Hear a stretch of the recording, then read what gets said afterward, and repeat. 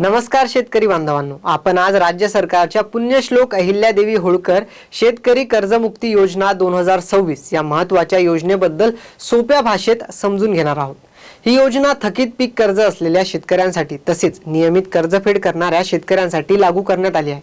चला तर मग सुरुवात करूया।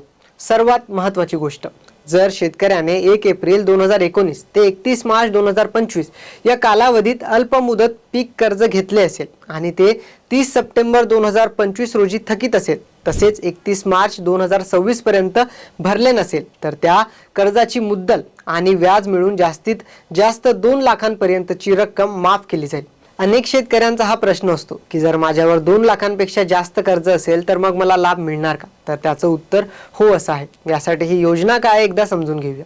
उदाहरणार्थ तुमचे 3 लाख रुपये कर्ज असेल तर तुम्हाला 2 लाखांवरील 1 लाख रुपये स्वतः बँकेत भरावे लागतील। त्यानंतर शासन तुमच्या खात्यात 2 लाख रुपये जमा करेल।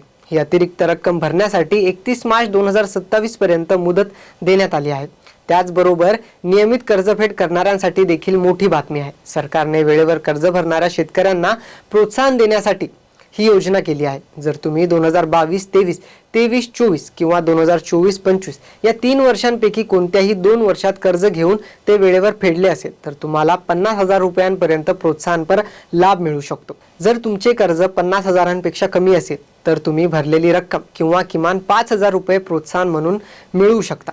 या योजनेसाठी वेगळा लेखी अर्ज करावा लागणार नाही। बँका स्वतः शेतकऱ्यांची माहिती शासनाच्या पोर्टलवर अपलोड करतील। मात्र आधार प्रमाणपत्रीकरण आणि ॲग्रीस्टॅट नोंदणी महत्त्वाची आहे। नोंदणी नसेल तर शेतकरी वंचित राहणार नाही। शासन विशेष मोहीम करून नोंदणी करून घेणार आहे। आता प्रश्न असा की कोणत्या बँकाचे कर्ज माफ होईल? यामध्ये आहे राष्ट्रीयकृत बँका, खाजगी बँका, ग्रामीण बँका, जिल्हा मध्यवर्ती सहकारी बँका, प्राथमिक कृषी पतपुरवठा संस्था।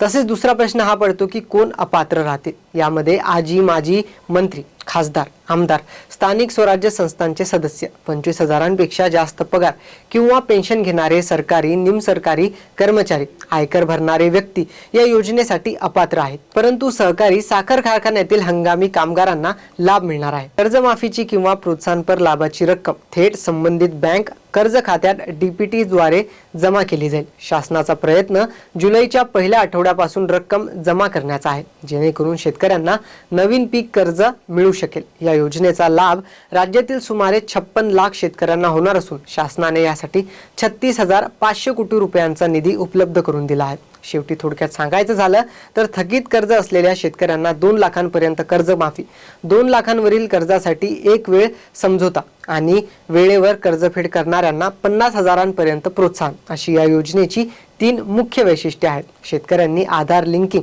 ॲग्रोस्टॅक नोंदणी आणि बँक खात्याची माहिती अद्ययावत ठेवणे अत्यंत आवश्यक आहे। योग्य माहिती असल्यास या योजनेचा लाभ सहज मिळू शकतो। थोडक्यात सांगायचं तर 2 लाखांपर्यंतची कर्जमाफी, 2 लाखांवरील कर्जासाठी एक वेळ समझोता आणि नियमित कर्जफेड करणाऱ्यांसाठी 50,000पर्यंत प्रोत्साहन अशी या योजनेची मुख्य वैशिष्ट्ये आहेत।